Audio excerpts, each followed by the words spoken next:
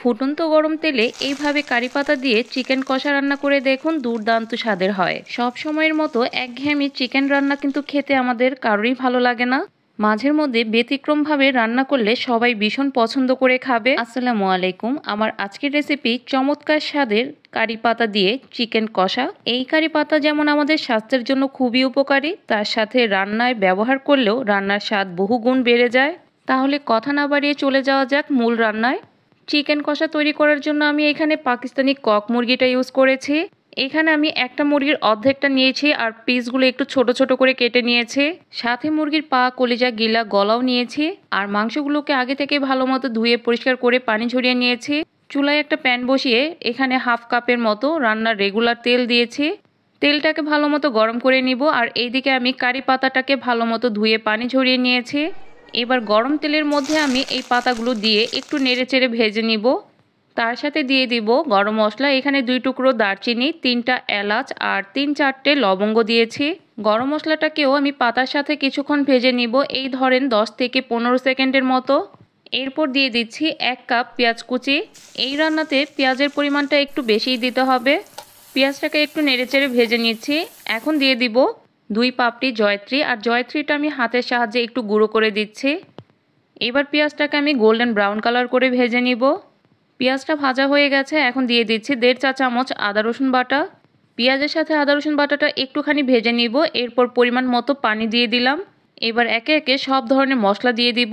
প্রথমে দিয়ে দিব 1.5 চা চামচ লাল মরিচের গুঁড়া। এই চিকেন কষাটা একটু ঝালঝাল হলেই খেতে ভালো লাগে, তবে আপনারা আপনাদের টেস্ট মতো দিয়ে দিতে পারেন। দিয়ে দিলাম 1 চা চামচ হলুদের গুঁড়া, হাফ চা চামচ লবণ, লবণটাও টেস্ট মতো দিয়ে দিবেন। 1 চা চামচ ধনিয়ার গুঁড়া, হাফ চা চামচের থেকে একটু কম ভাজা জিরার গুঁড়া, আর হাফ চা চামচের থেকেও একটু কম কালো গোলমরিচের গুঁড়া, একটুখানি সাদা গোলমরিচের গুঁড়া। এবার চুলার আঁচটা মিডিয়াম টু লোতে রেখে মশলাটাকে কিছুক্ষণ কষিয়ে নিব। আমি 3 থেকে 4 মিনিট মশলাটাকে কষিয়ে নিয়েছি। মশলাটা কষানোর পর যখন দেখবেন উপর থেকে তেল ভেসে উঠেছে, এই পর্যায়ে ধুয়ে রাখা চিকেনগুলো দিয়ে দিচ্ছি। চিকেনটা মশলার সাথে কিছুক্ষণ কষিয়ে ঢাকনা দিয়ে ঢেকে সিদ্ধ হতে দিব। এই অবস্থাতে আমি এখন আর পানি দিব না, জাস্ট ঢাকনা দিয়ে ঢেকে কিছুক্ষণ রান্না করে নিব। আর মাংসটা কষানোর সময় চুলার আঁচটা মিডিয়াম টু লোতেই রাখতে হবে। মশলার মধ্যে আমি মাংসটাকে 10 থেকে 15 মিনিটের মতো কষিয়ে নিয়েছি। এখন মাংসটা সিদ্ধ হওয়ার জন্য পরিমাণ মতো পানি দিয়ে দিব আর নেড়েচেড়ে ঢাকনা দিয়ে ঢেকে সিদ্ধ হতে দিয়ে দিব।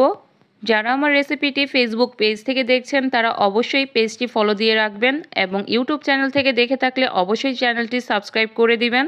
এই চিকেন কষাটা আপনারা ব্রয়লার মুরগি অথবা দেশি মুরগি দিয়েও করে নিতে পারেন। পানি দেওয়ার পরে প্রথমে আমি হাই হিটে বলক তুলে নিয়েছি। এরপর ঢাকনা দিয়ে ঢেকে মিডিয়াম টু লোতে রেখে মাংসটাকে রান্না করে নিচ্ছি। আর মাঝখানে মাঝখানে কিন্তু আমি ঢাকনা তুলে নেড়েচেড়ে দিচ্ছি। এবার রান্নাটা আমার প্রায় শেষের দিকে। মাংসটা কিন্তু ভালো মতো সিদ্ধ হয়ে গেছে। এবার ঝোলটাকেও আরও একটু শুকিয়ে নিব। যখন ঝোলটা এরকম মাখো মাখো হয়ে আসবে, এই পর্যায়ে নামিয়ে পরিবেশন করে নিব। উপর থেকে কিছু পেঁয়াজ বেরেস্তা ছিটিয়ে দিচ্ছি। এটি আপনারা সাদা ভাত, পোলাও, নানরুটি, পরোটা, লুচির সাথে পরিবেশন করতে পারেন। খেতে কিন্তু চমৎকার লাগে।